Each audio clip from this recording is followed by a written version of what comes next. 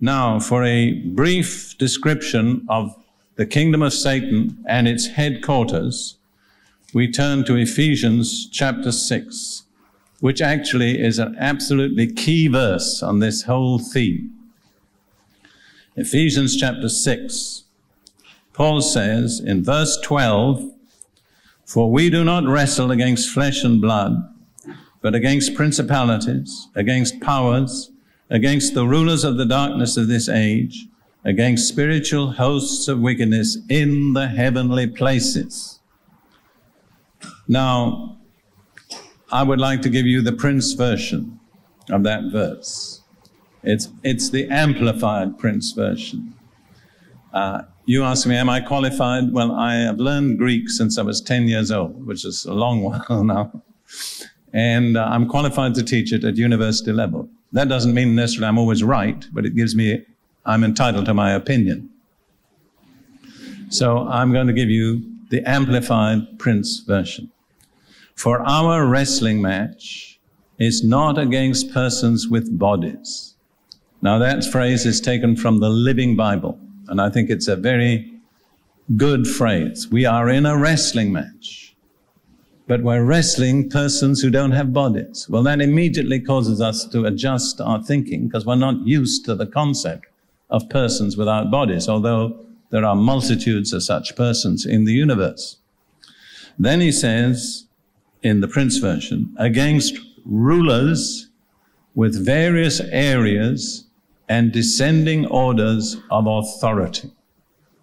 So it's a very highly organized kingdom. There are rulers in this kingdom, each with a particular area of responsibility. And under each of those rulers, there are sub-rulers who are responsible for sub-areas in that kingdom. Now, you might say, well, Satan was very clever to devise such an organization. That's not so. The truth of the matter is that he rebelled against God, being, as most people believe, in charge of 1/3 of the creative angels, brought his angels into rebellion against God with him, and were cast out of heaven, and simply set up a rival kingdom, keeping the organizational structure that they had when they were part of God's kingdom. So he doesn't get any credit for this extremely clever organization. All right, I'm going to go to that part again. Our wrestling match is not against persons with bodies, but against rulers with various areas and descending orders of authority, against the world dominators of the present darkness. And I deliberately use the word dominate because the Greek word is a very powerful word. And I choose the word dominate because God never dominates anybody. Wherever you encounter domination, it's something satanic. That's not how God rules people.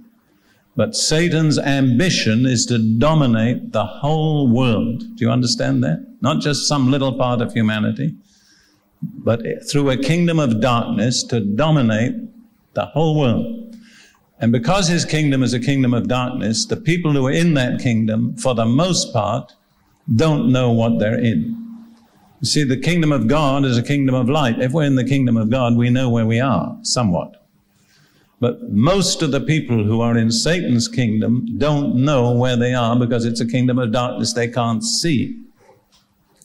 And then, going to the final phrase in verse 12, against spiritual hosts of wickedness in the heavenlies, or in the heavenly places.